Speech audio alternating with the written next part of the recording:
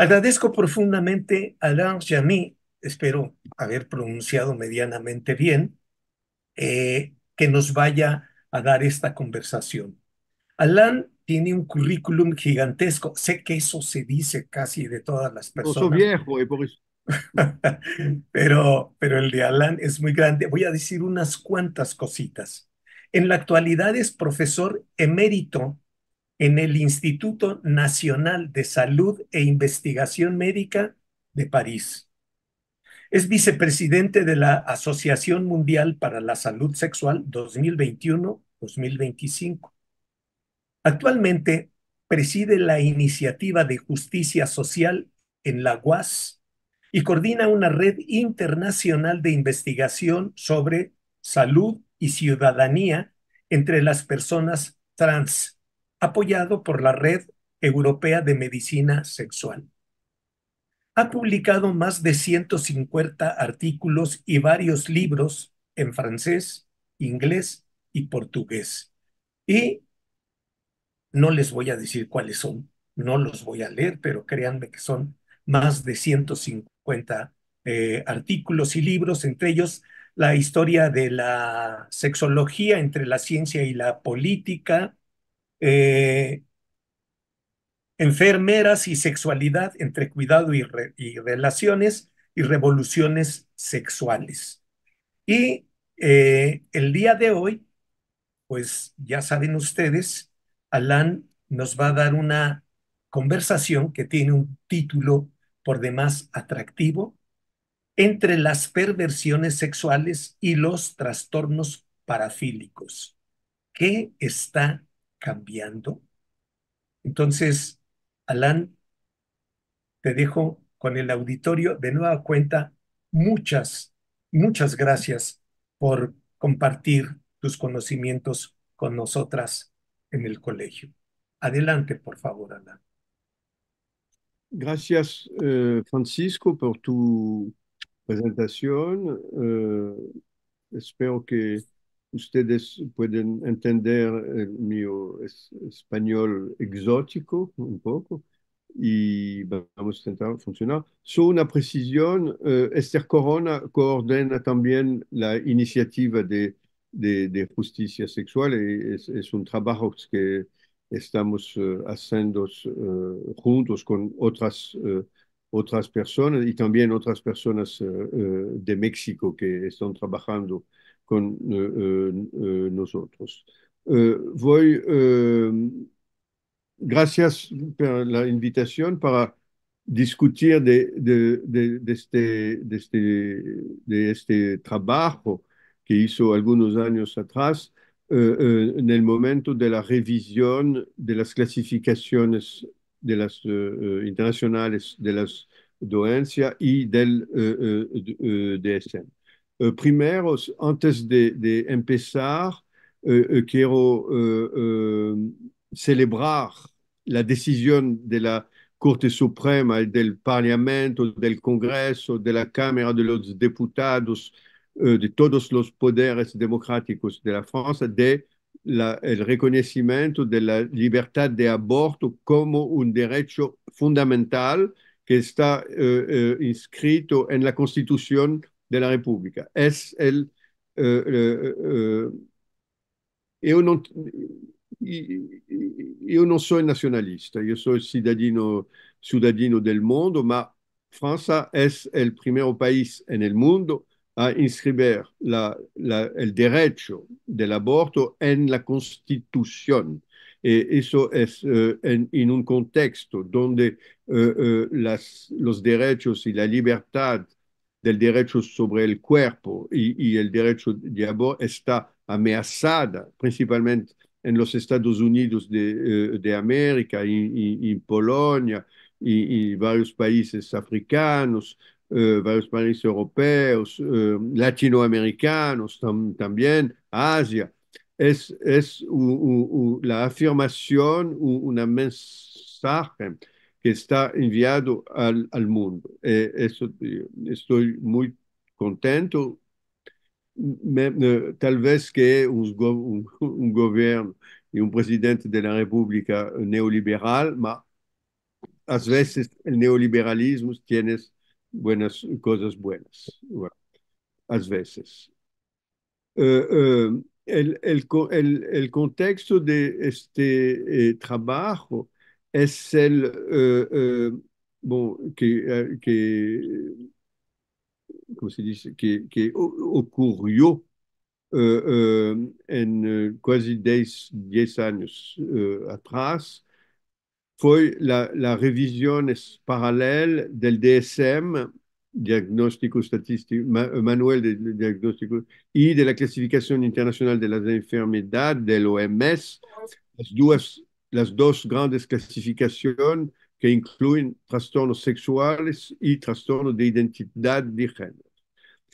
Yo quiero hacer un análisis del proceso político-científico de elaboración y reelaboración de las clasificaciones y de las consecuencias a partir de la comparación entre el DSM y la clasificación internacional de las doenças. La mia perspectiva no es una perspectiva optimista que las cosas cambian y están mejores. Es una perspectiva crítica, crítica baseada en los estudios de ciencia y tecnología, la sociología de la ciencia y de la medicina y la crítica política del discurso sobre la salud, la sexualidad y las doenças. Es la mia perspectiva es híbrida, porque de una parte esto en el interior y de la otra parte estoy en el exterior, que hace las cosas un poco difícil, porque es difícil criticar l'OM, la OMS cuando la organización con quien trabajo quiere establecer relaciones con la OMS. Entonces, un poco es difícil mantener una postura crítica en, como dice Max Weber, es la tensión entre l'éthique de responsabilidad y l'éthique de convicción. La ética de convicción es los principios no mudan así. Y la ética de responsabilidad y intentar de negociar las cosas sin perder los principios. Entonces es la dificultad de hacer ese tipo de trabajo. Entonces, l'idea es de considerar que las clasificaciones médicas,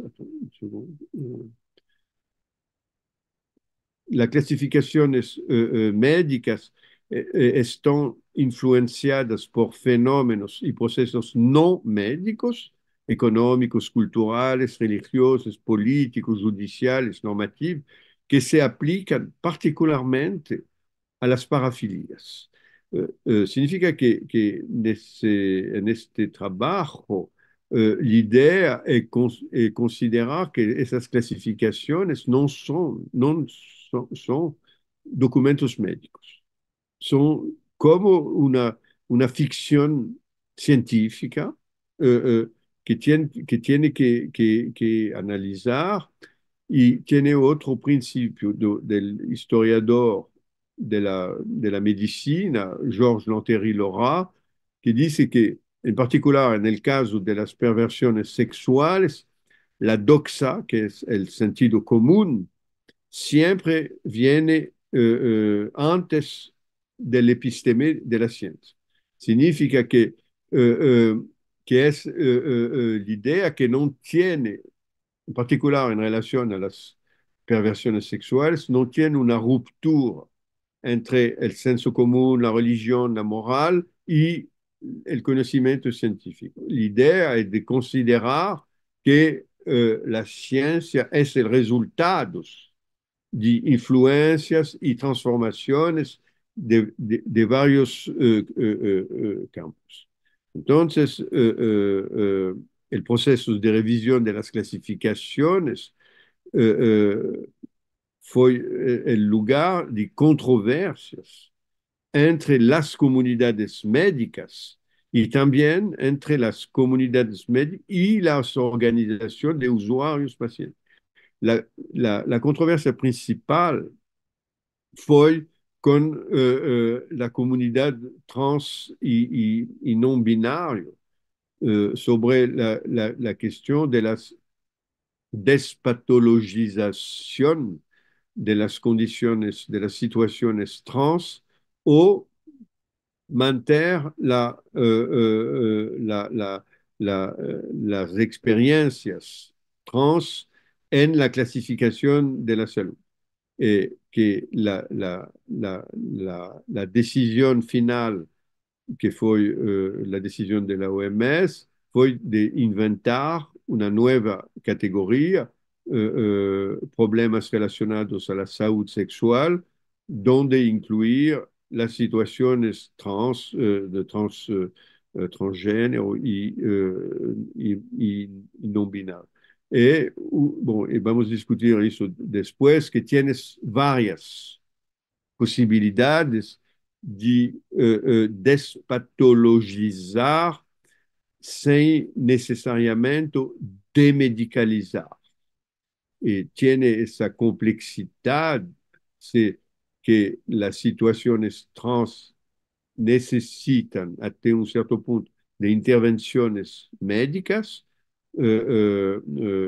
principalmente hormonales, y en algunas personas quirúrgicas y en algunos casos psicológicos y psiquiátricos, eh, eh, que es diferente de la avaliación que permite a las personas de entrar en el proceso, que es la complejidad también del trabajo psicológico y psiquiátrico en esa situación. Entonces, ten esa dimensión, esa contradicción entre despatologización y de medicalización, que es una controversia importante de esa cuestión. Eh, entonces, tiene algunas ideas sobre la cuestión, bon, tiene ese libro de Leonore Tiefer, no sé si ustedes conocen esta sexóloga norteamericana, de los Estados Unidos, porque Esther me lembra siempre que el México está en el norte de América también. Eh, eh, Leonor Tiefer, que escribió un libro que se llamó eh, La sexualidad no es una cosa natural. ¿No? Entonces, la palabra sexualidad apareceu en la medicina en torno de los 1837 y 38 en los imperios franceses y británicos al momento de la entrada de la reina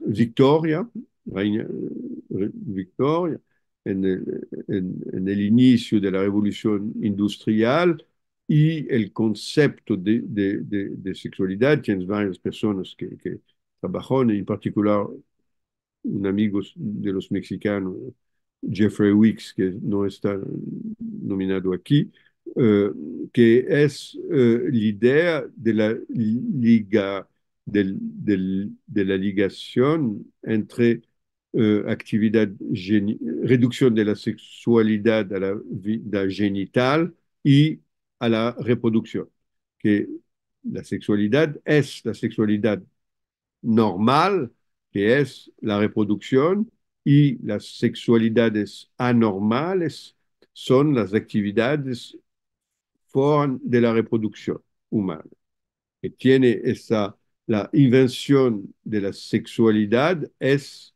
paralela a las invenciones de las perversiones sexuales que al entorno del século eh, XX, al final del siglo XIX y entrada del siglo, estaba, las perversiones eran en la tradición de Krafft Ebing y también de Freud, las prácticas no reproductivas, ¿no?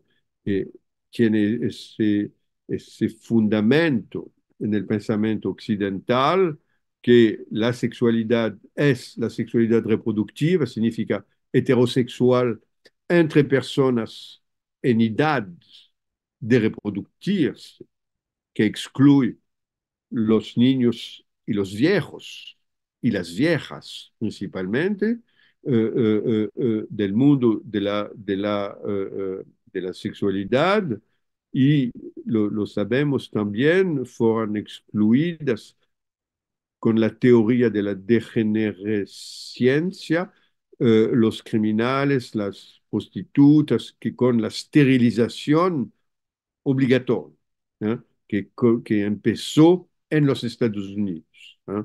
Que, y en la Alemania democrática de la República de Weimar, ¿eh? Que prepararon el trabajo de los nazistas después de esterilizar varios grupos, varios grupos marginales y comenzaron con la esterilización y acabó en Auschwitz. Que tiene que ver que todo esto es seguir el trabajo de Michel Foucault sobre la biopolítica, la gubernamentalidad, todo eso está ligado y la sexualidad no es solo la sexualidad. Entonces, la sexualidad apareció con, es un concepto médico. Desde el inicio que el trabajo de Michel Foucault trabajó antes de la sexualidad. Trabajó, se llamaba en el discurso católico, se llamaba la carne. No sé si se dice la chair, la carne. Entonces, tiene toda esa cuestión. Entonces, la medicalización es uno de los discursos dominantes, hegemónicos, para pensar y clasificar los fenómenos sexuales en paralelo con el campo del derecho penal, los códigos religiosos y la obscenidad. Y la medicina, que son los cuatro pilares del pensamiento sobre la sexualidad a partir del inicio antes del século XIX, que comenzó antes. Entonces, tiene esa tensión entre varios campos de conocimiento y de poder para definir y clasificar, jerarquizar los fenómenos considerados como sexuales, ¿no? Son cosas importantes. Entonces, surgió todas las oposiciones entre cuerdo y loco, normal, anormal, patológico y no patológico, pero tiene también la oposición entre lindo y lo que no es lindo, como se dice, en portugués se dice feo, eh, no sé cómo se dice en español. Feo, feo. Eh, y todas esas divisiones están organizando ese campo entre y la sexualidad normal, sana, linda, espiritual y todas las perversiones, obscenidades, cosas feas, etcétera. Entonces, tienes esas dimensiones que son difíciles. Tiene sobre la crítica de la ciencia, de la sexología, perdón, tiene el trabajo de Stephen Marcus, que fue un escolástico del Instituto 15 en los años 60, que escribía ese libro, The Other Victorians, para mostrar que el puritanismo victoriano era un modo de esconder otras realidades eh, de la sexualidad en el mundo victoriano. Y el libro fue escrito a partir de una autobiografía de un inglés anónimo en siete, ocho volúmenes que narra toda la vida sexual con todas las cosas que hizo en la sua vida. Ma o que Stephen Marcus mostra y que tiene esas relaciones entre la fantasía humana y Marcus considera que el conocimiento científico fue considerado como la fantasía oficial. Marcus considera el conocimiento científico como una forma de fantasía sexual, que fue establecido como la, la, la forma principal de racionalidad. Voy a dar dos ejemplos. Primero, no sé si ustedes se recuerdan la historia de Mónica Lewinsky y Bill Clinton y del procurador Kenneth Starr, ¿no? Kenneth Starr escribió una relación muy precisa, muy entomológica de las prácticas sexuales de la pareja Clinton-Lewinsky, Mónica, y para establecer todas una serie de cosas. Y fue una cosa muy interesante que Larry, oh, ¿cómo se llamaba? Se llamaba el director de Hustler, de la revista Hustler, Larry, King, ¿qui? King, No, no, no, no, ah, el director de la revista Hustler, Larry, no me recuerdo el nombre, le dice, ese documento es el documento más pornográfico que leí en la mi vida y ofreceu al procurador Ken Starr de entrar a trabajar en la revista Hustler. Significa que la división entre el discurso eh, eh, jurídico y la pornografía es el segundo ejemplo fue en la investigación nacional sobre los comportamientos sexuales en Francia al inicio de los años 90, que fue una investigación por teléfono, con un cuestionario de 150, perdón, con un cuestionario de 150 preguntas sobre todas las prácticas sexuales, dónde está el esperma, dónde está el penis, dónde está la vagina, dónde está el culo, dónde está todas esas cosas, que estaba muy difícil para los investigadores de hablar esas preguntas.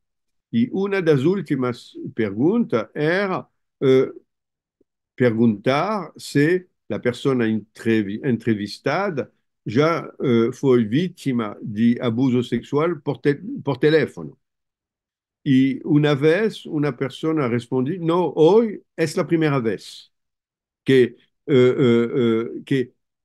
fue considerando que el cuestionario oficial del Ministerio de la Salud francés era una empresa pornográfica, que, que, que muestra de nuevo la dificultad de separar la, la, la, la la, la, la ciencia de la sexualidad del placer sexual.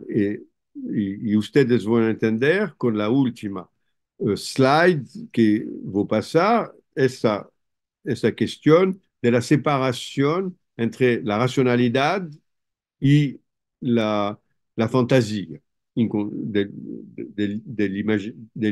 imaginar.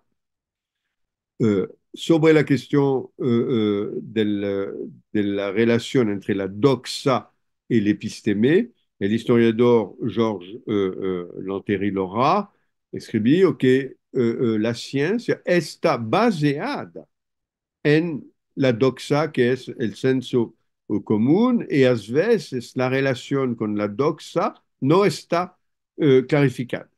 Y que el problema es de la impregnación del sentido común, del imaginario sexual sobre la ciencia y la medicina. Entonces, es interesante que... Pásate, Dani. Gracias, Cori. Y también al micrófono, por favor. Y entonces, vamos a intentar de entender las palabras que están utilizadas como perversiones, desviaciones, parafilias, trastornos de la preferencia sexual en el contexto del discurso autorizado del poder sobre la sexualidad.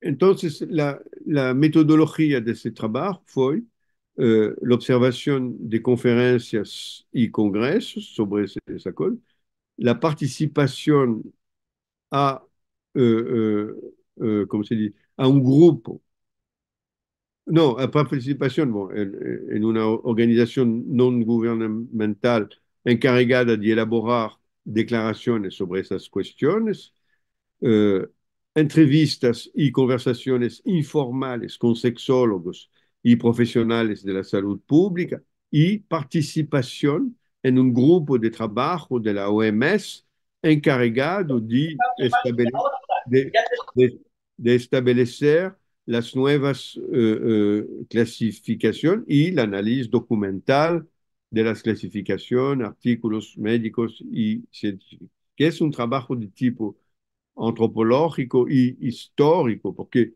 la perspectiva histórica es siempre importante para entender las situaciones del presente. Entonces, donc, el contexto que son esas dos instituciones, una siendo l'American Psychiatric Association, que elabora el DSM, y la otra es l'OMS, que elabora la International Classification of Disease. Es interesante analizar el contexto sociológico de esas dos organizaciones, que la American Psychiatric Association es una expresión, es una organización privada de 36.000 profesionales en psiquiatría que trabajan en conexión con la Big Pharma. Se utiliza en todos los Estados Unidos y en otros países. Y cuando el DSM-5 fue publicado en 2013 al Congreso en San Francisco, vendieron más de 10.000 ejemplares del DSM a más de 80, 80 dólares. Entonces, es un business. ¿Eh? La producción y la divulgación del DSM es un business también, y es un business del otro lado, porque si el DSM excluye unas dolencias, unas enfermedades, unas condiciones, los psiquiatras pierden el mercado, porque los seguros no van a reembolsar el trabajo con una condición que no está considerada como una dolencia oficialmente por el DSM. Entonces, tiene todos esos criterios no médicos que pueden ayudar a entender la permanencia o la exclusión de unas categorías del DSM, que es una de las lógicas y el DSM tiene una historia también, que el DSM-3, que excluí la homosexualidad del campo en 1973 al Congreso de San Francisco, en el medio de la guerra del Vietnam y de la contestación sobre la guerra del Vietnam, es una cosa muy interesante, que en ese momento la psiquiatría americana era una psiquiatría de orientación psicanalítica y de psiquiatría social, los dos, y que después tiene una revolución en el interior de la psiquiatría americana en favor de la ciencia y de la ciencia biomédica, de la fisiología del cerebro, para hablar rápido, que tiene esa situación que pardon,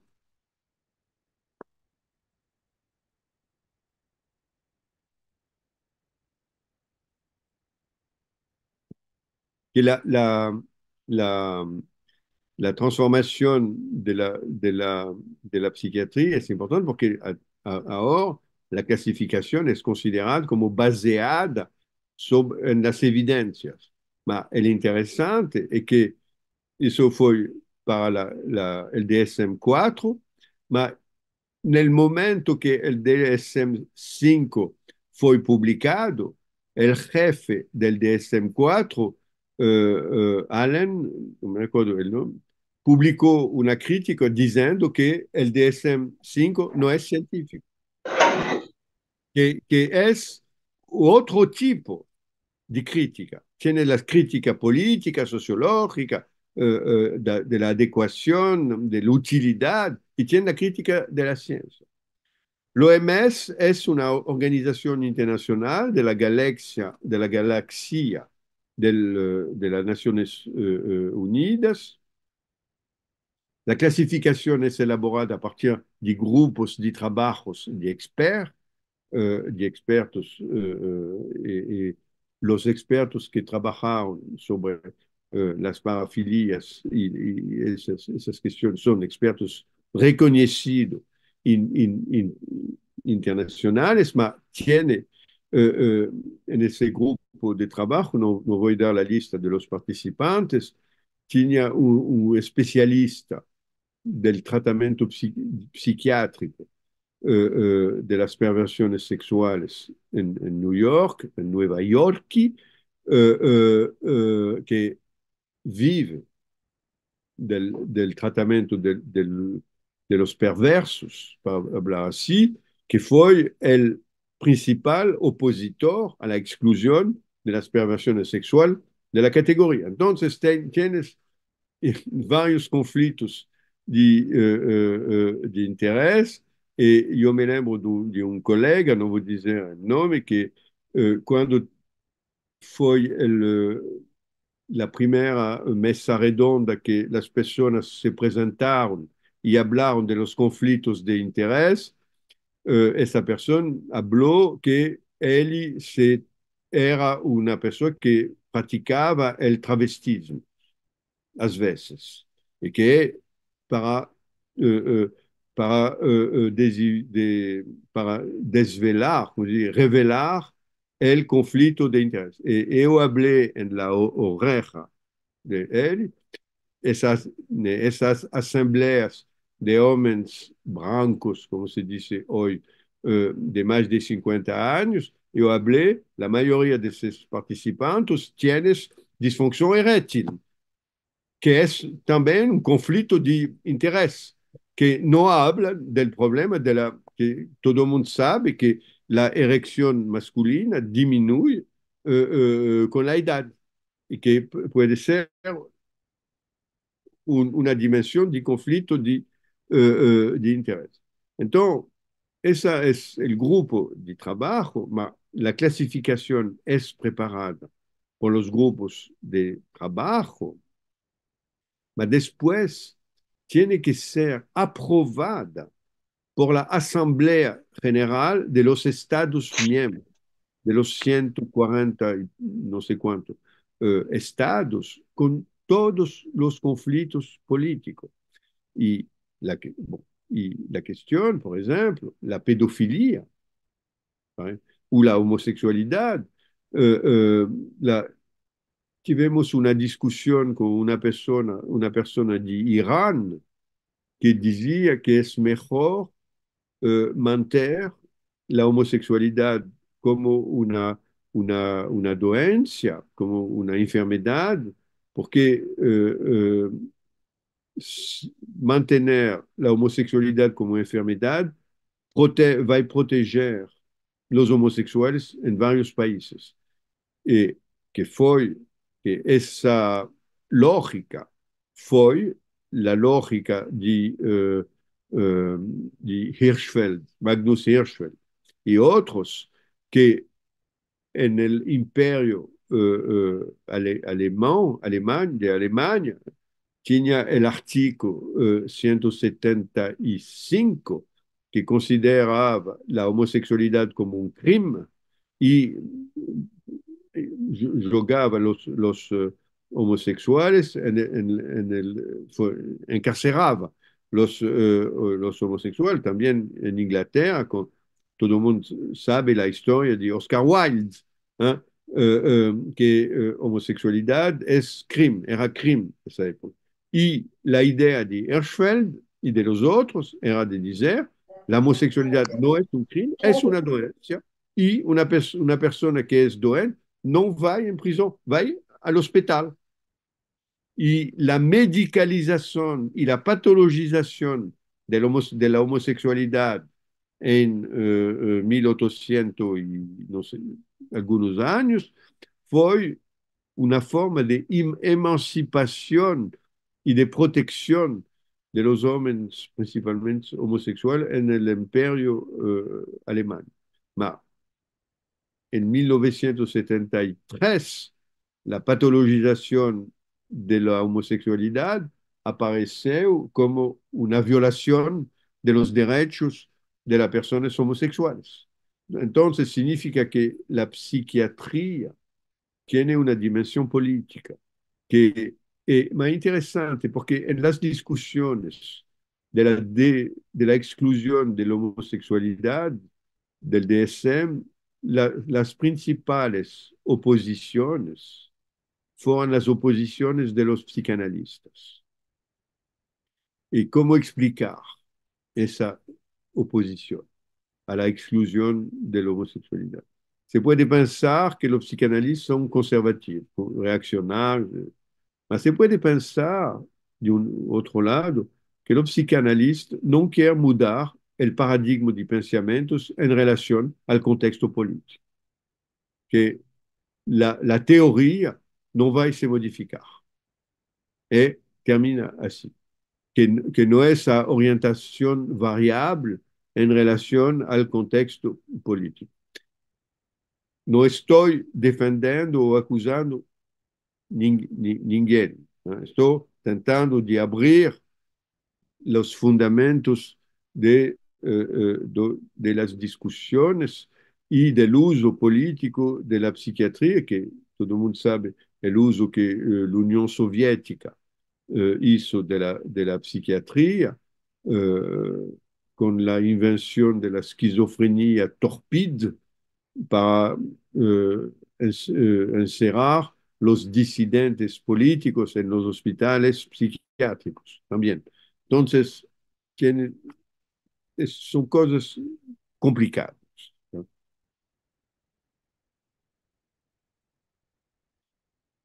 El primer principio de la lógica, del pensamiento, del DSM y de la clasificación de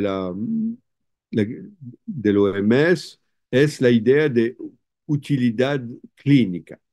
La utilidad clínica es la raison d'être de la clasificación. La clasificación debe ser útil a los médicos, a los psicólogos, para poder trabajar, identificar los síntomas y las dolencias y iniciar los tratamientos. Entonces, conceptualizar las entidades diagnósticas, comunicar entre los profesionales y los pacientes y las familias, estableciendo un lenguaje común,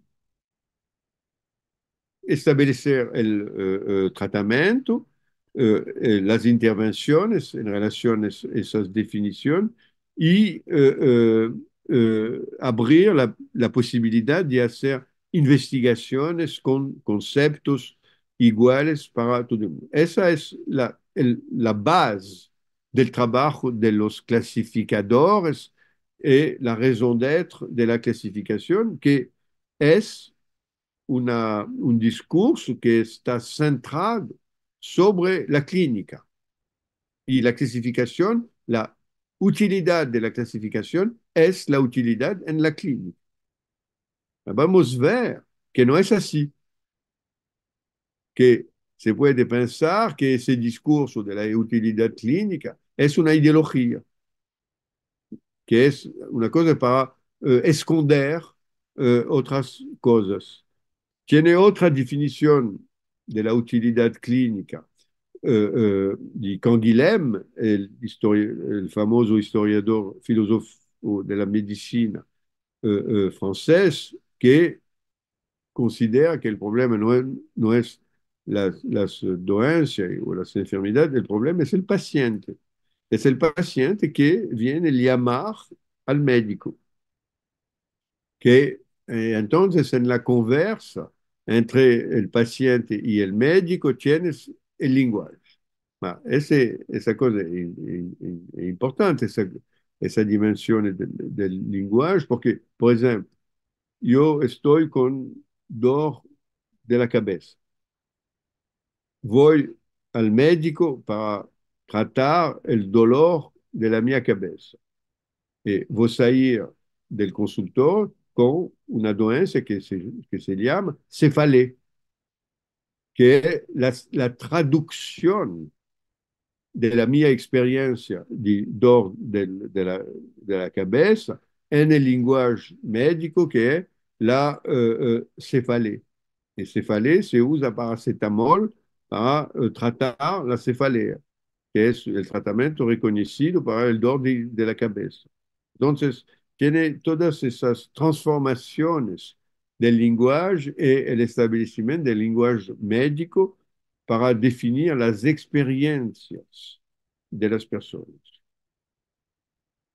Tiene desde el DSM-4, tiene la cuestión de las pruebas empíricas que incluye revisiones de la bibliografía, reanálisis de conjuntos de datos recopilados y ensayos de campo, field trials, centrados para ver la utilidad del diagnóstico en varios países, porque el problema del OMS es que el OMS quiere hacer un discurso universal y que ese discurso, esa clasificación universal es tiene que aplicar, puede ser aplicada a culturas que no son la cultura dominante de la OMS. Entonces, tiene un va-y-vient, una dialéctica entre el discurso universal y los discursos locales baseados sobre los ensayos de campos. Tiene la idea también en la OMS que la mayoría de las personas con trastornos mentales en el mundo nunca acudieran a un psiquiatra. Entonces, la clasificación debe poder abrir la puerta a los profesionales de la salud, los enfermeros, los psicólogos, los trabajadores sociales, para tratar los problemas de salud mental que no son los problemas psiquiátricos. Entonces, el movimiento entre la psiquiatría y la salud mental es también un movimiento de psiquiatrización de las intervenciones del cuidado de las personas. Voilà. Después de esa lunga introducción, vamos a ver la historia, la perspectiva de las categorizaciones de las clasificaciones del OMS. La cuestión de los trastornos mentales y del comportamiento sexual entró en la clasificación en 1948, después de la Segunda Guerra Mundial, y fue después en la Segunda, en 55, entraron la personalidad patológica y la desviación sexual, que incluye con una lista exhibicionismo, fetichismo, homosexualidad, sexualidad patológica, no se sabe o qué es, sadismo y desviación sexual, que no se sabe también lo que es. Percebemos que tiene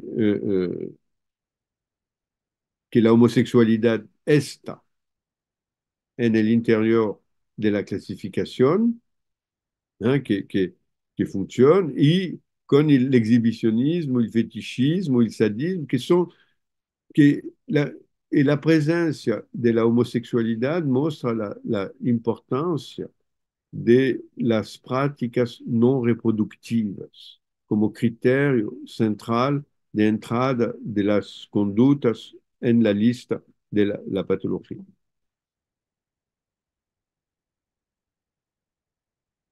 La clasificación número 8, aprobada en 65, un poco más desarrollada, con una lista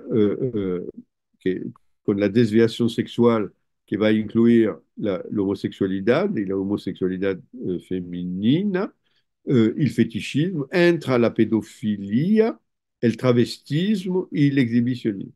Tiene otras desviaciones sexuales que son, por ejemplo, la necrofilia, la ninfomanía, el voyeurismo, y no se sabe por qué tiene dos listas, otras desviaciones sexuales. Tiene una lista de las desviaciones sexuales no especificada, significa que no se sabe lo que puede entrar en esa lista de desviaciones sexuales, y cuando tiene afecciones físicas, no entra. Y la homosexualidad, cuando está asociada a una afección física, no entra. Está excluida de las listas de las desviaciones sexuales. Es interesante que hasta 1965 el concepto es el concepto de desviación sexual, que incluye esas prácticas. En, eh, en 75 es interesante porque tiene un esfuerzo de definición teórica de las desviaciones y trastorno sexual que hace aparecer la dimensión culturales. Por ejemplo, bon, las desviaciones tienen que ver con la actividad sexual de las personas afectadas, se dirige principalmente hacia personas que no son del sexo opuesto, o, lo que significa sin hablar las homosexualidades, que son actos sexuales no asociados al coito normal o coitos realizados en circunstancias anormales. ¿Qué significa que, por ejemplo, qué significa el coito normal o el coito realizado en circunstancia normal? Significa que es solo en la cama que se puede hacer el coito y que hacer el coito en la cocina o en el baño, no sé, otro, o en el garage o en la calle y ustedes pueden imaginar otros lugares, ¿eh? También que son consideradas como circunstancias anormales. Eh, entonces, tiene esa idea que excluye las personas de psicose, pero es interesante de ver que la lista de las perversiones, que incluye la homosexualidad, incluye la impotencia y la frigidez, y la frigidez con aversión a las relaciones sexuales de origen psicológico, de intensidad suficientes para provocar, sino una evitación nativa, una marcada ansiedad, incomodidad, cuando tienen lugar relaciones sexuales normales. Es interesante de considerar que la aversión principalmente femenina o la impotencia del lado de los varones es considerado como una perversión. Que si se sigue esa lógica, por ejemplo, hoy en día los asexuales entraron en la lista de las perversiones sexuales. Que evitar el coito normal, el coito realizado en circunstancias normales, es una dolencia sexual, un trastorno sexual. Que eso es la definición que fue publicada en 75, después de la exclusión de la homosexualidad del DSM. Eso es la, la clasificación de la OMS, y la homosexualidad fue excluida en 1990 de la clasificación de la OMS. Significa que las dos clasificaciones no siguen el mismo camino y la misma temporalidad para hacer. Y ese documento revela el secreto que la deviación sexual es la ausencia de coito reproductivo. Por cualquier razón, por ausencia de placer o por busca de otros tipos de placeres.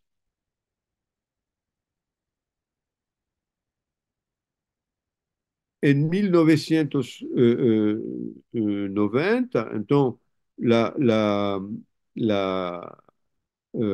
después de la exclusión de la homosexualidad, eh, se va a hablar de las preferencias sexuales y parafilia, que incluye el fetichismo, el travestismo, fetichismo, que es interesante que las situaciones trans a partir del travestismo entra en el DSM después de la exclusión de la homosexualidad. Y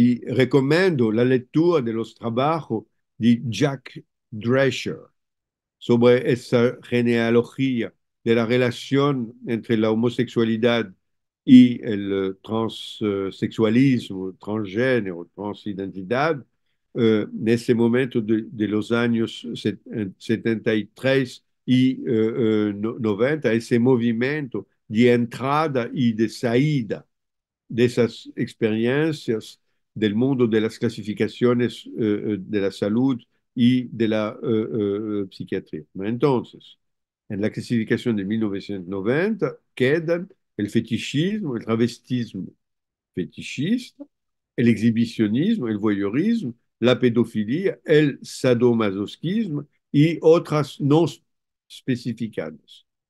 Y la, la, la clasificación del OMS hay, en este momento no incluye el personal distress, la angustia que, que entra como un criterio central de la definición de la patología. Y, pardon,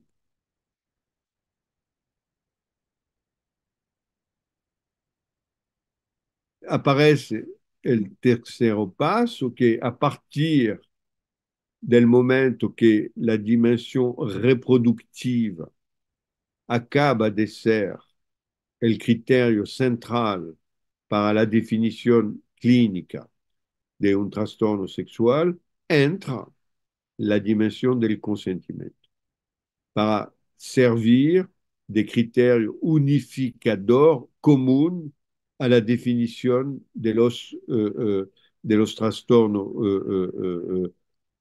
sexuales y un criterio organizador, ¿eh? Para explicar, logicar, dirais, la inclusión y la exclusión de los categorias. Entonces, eh, eh, bueno, tiene una definición más abierta de la sexualidad, pensamientos, fantasías, impulsos y comportamientos, que no es solo el comportamiento. La idea es, será que, por ejemplo, cuando se piensa o se fantasía un deseo, una excitación con los niños, será que es la misma cosa que el comportamiento con los niños? Que pensar en la fantasía a los niños será considerado ya como una forma de pedofilia, que es una implicación de esa inclusión de esas dimensiones de los pensamientos, la fantasía, los impulsos y los comportamientos. Tiene una relación predictora de predicción de los pensamientos, de las fantasías sobre los comportamientos sexuales. ¿No?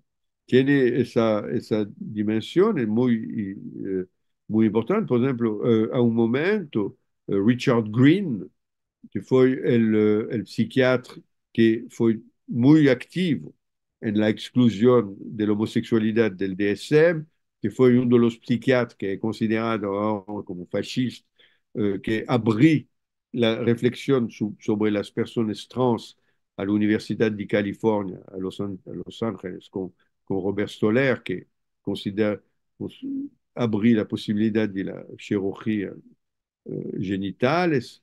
A un momento, Richard Green, en un congreso, decía, no es bueno prohibir la pornografía pedófila porque los pedófilos pueden utilizar la pornografía para se masturbar y no ir a hacer sexo con los niños, que una prevención de los comportamientos sexuales con los niños es utilizar la pornografía pedófila. Tiene otro problema ético, que es las condiciones de fabricación de la pornografía pedófila que utiliza los niños en la realidad, ¿no?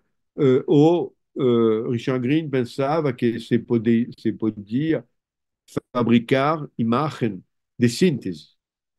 Mas ahora, por ejemplo, en Inglaterra, también las imágenes de síntesis o los retratos son considerados como son prohibidos.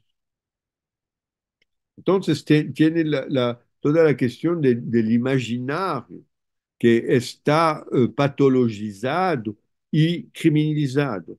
Y la cuestión de la relación entre la patologización y la criminalización es muy importante y tiene que ver con el consentimiento. En este momento, después del movimiento MeToo, la ausencia de consentimiento es un crimen.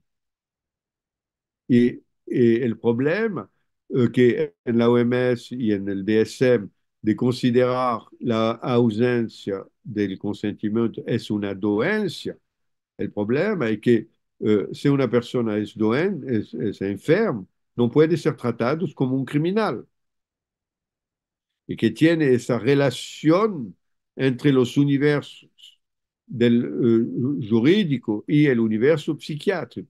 La pedofilia, por ejemplo, eh, en el grupo de trabajo tenía algunas personas que querían excluir la pedofilia del campo de las enfermedades, de los trastornos sexuales, para poder juzgar los pedófilos.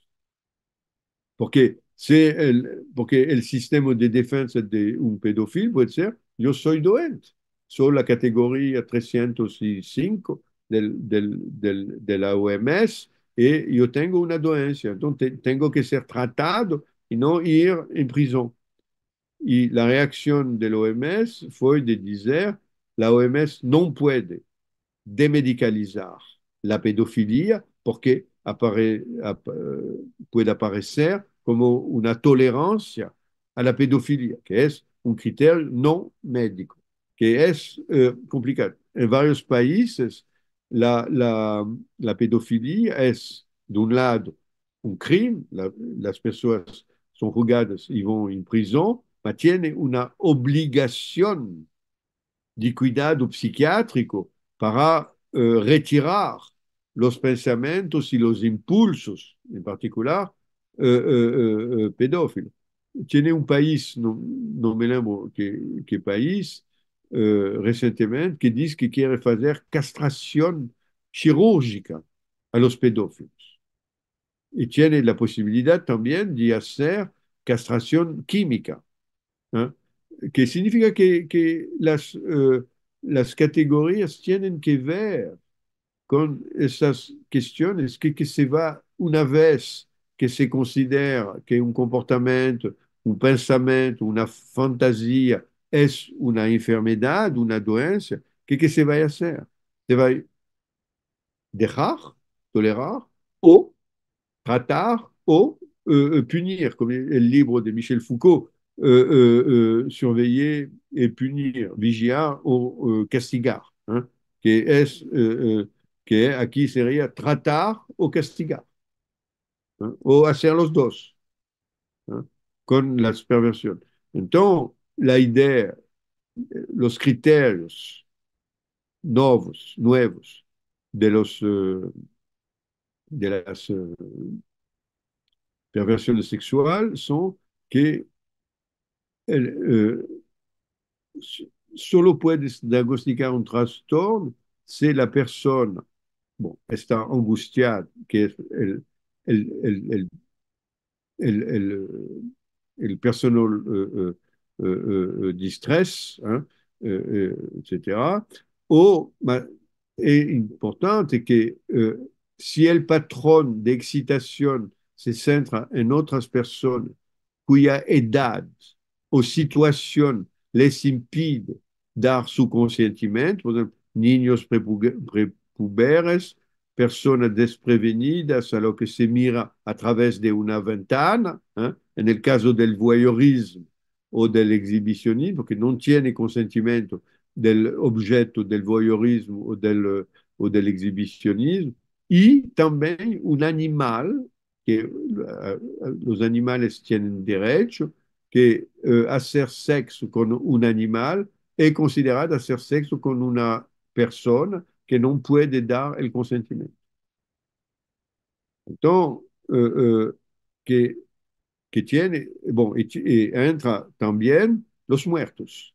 Entonces, tienes los niños, los viejos, los enfermos, o deficientes, discapacitados, los animales y los muertos, que son las categorías que no pueden dar un consentimiento. Después tiene la extensión de esa ausencia de consentimientos a las personas en los estados de sumisión de empresa que, no, que son en una situación mágica que no pueden dar el consentimiento. Entonces, es una, y tiene bon, al lado del criterio del consentimiento, tel l'idea que se considera que es una parafilia, se hace mal a la persona. ¿Eh?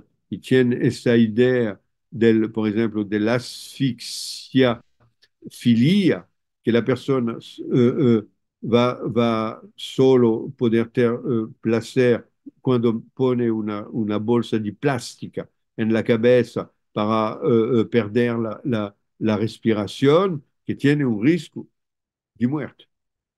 ¿No? Las personas que quieren se mutilar también es considerado como una doença. ¿No? Entonces, es interesante ver la transformación entre el DSM-4 y la clasificación, eh, que tiene una definición en el DSM que no tiene una definición en el DSM, ¿no? Eh, que implican objetos, actividades y situaciones inusuales y causan malestar clínicamente significativo o deterioro social, laboral y de otras áreas importantes del funcionamiento, que son las consecuencias para la persona aquí, ¿eh? Y en la última clasificación, la, la, la, la clasificación de la OMS es más, como dice, es más centrada sobre la cuestión del consentimiento, por ejemplo, el masoquismo sexual no entra los paraphilic disorders del OMS. Y la pedofilia entra aquí, son la misma categoría. El fetichismo entra nella DSM, e perché la DSM necessita di ter un máximo de doença para los psiquiatras poder justificar el trabajo. Entonces, para discutir esas cuestiones, ¿cómo se puede transformar la clasificación internacional de las enfermedades? ¿Qué son las posibilidades? Y tiene una diferencia enorme entre el DSM y la clasificación del OMS, porque el DSM es solo una clasificación psiquiátrica. Entonces, la clasificación de la OMS puede excluir una situación, una experiencia del campo psiquiátrico para la poner en otro campo no psiquiátrico. Tiene esa posibilidad de movilidad de las categorías entre categorías psiquiátricas y categorías no psiquiátricas.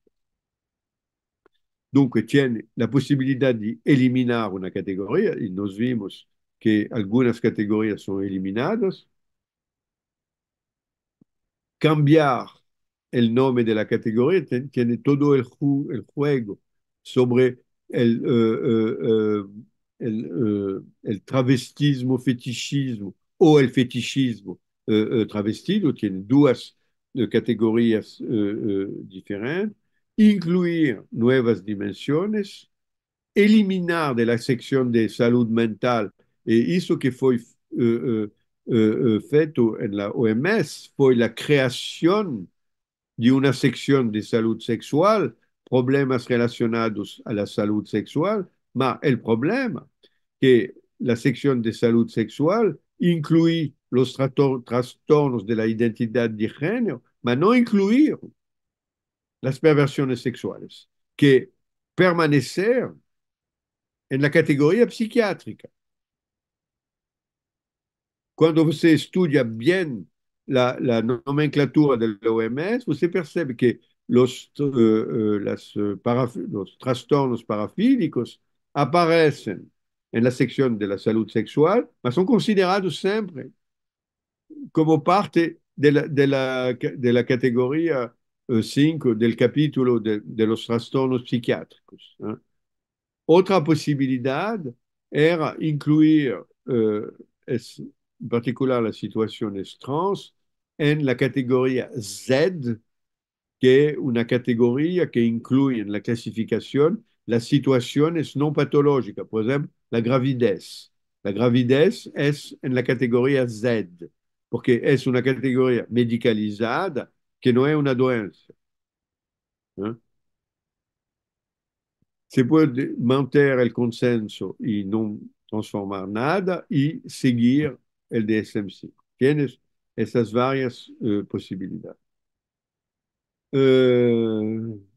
Bon, quiero hablar un poco de las controversias, principalmente Charles Moser y Peggy Kleinplatz, dos sexólogos Estados Unidos. No, Kleinplatz es canadiense, eh, así, y que argumentaron a favor de eliminar todas las parafilias de la patología, ¿eh? Que la categoría, bon, hicieron un trabajo crítico por su lógica, inconsistencia y ausencia de claridad, y consideran que tienes pocas pruebas en su apoyo y que eh,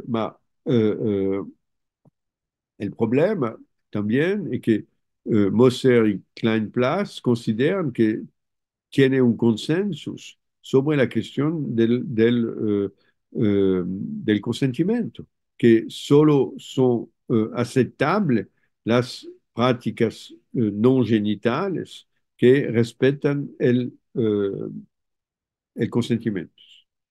De otro lado, tiene Ray Blanchard de la Universidad de Toronto, en el Canadá, que establece una categoría de parafilias leves e inofensivas y una categoría de parafilias graves que angustian o perjudican las personas. Y la cuestión es cómo establecer esa jerarquización entre las parafilias leves y las parafilias graves.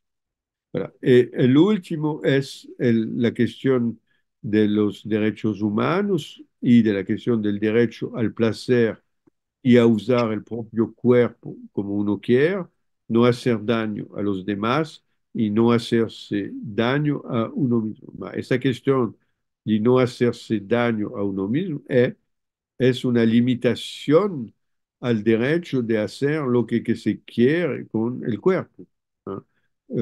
Que en países como la Francia, el estatuto jurídico del cuerpo humano es que la persona no es propietaria del cuerpo.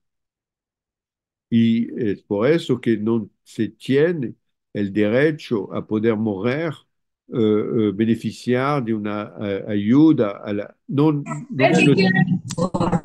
no, no, no es eutanasia, eutanasia e hacer morir otras personas, sin el consentimiento. Es el derecho a ser acompañado en el proyecto de morir, que no es exactamente la misma cosa y la controversia es un poco dificultad con el recurso al término de eutanasia, que tiene que ver con el nazismo, también, que tiene un juego de los significados. Voilà. Eso es la visión tradicional de las perversiones, de los perversos sexuales. El artículo está publicado en inglés en la revista Archive of Sexual Behavior, ma Francisco puede pasar a ustedes porque tiene que pagar para comprar, ma se puede no pagar. Gracias a Francisco. Gracias. Bueno, una aclaración. El que está en la foto no es Alain, ¿eh? Porque se No lo se sabe, dijeron allá, no se sabe que ella. no se sabe quién es. Bueno, antes que nada, muchísimas gracias, Alain, por esta clase magistral, eh, muy dirigida para todas nosotras, las personas que estamos aquí. Y estaba dudando entre si tengo muy buen francés, si lo entiendo muy bien, o tú hablas muy bien el español. Porque mis respetos para tratar este tema como tú lo hiciste, ¿sí? Muchas gracias y déjame que te diga que vive la France por por lo que es decir, es un hito que es que va a tener una repercusión enorme y que nosotros agradecemos al país y a todos los profesionales y a todos los que han hecho un trabajo allí y en todo el mundo en favor de una mejor convivencia y una mejor calidad de vida en general para todos y todas. Gracias, Alan. Buenas noches, ya es muy noche para ti y para el resto, pues buenas tardes, felicidades. Gracias a ustedes por la atención. Gracias. Chao. Salud, Alan. Gracias. Chao, Franco, Au Francisco. revoir. Au revoir. Bye. Merci beaucoup.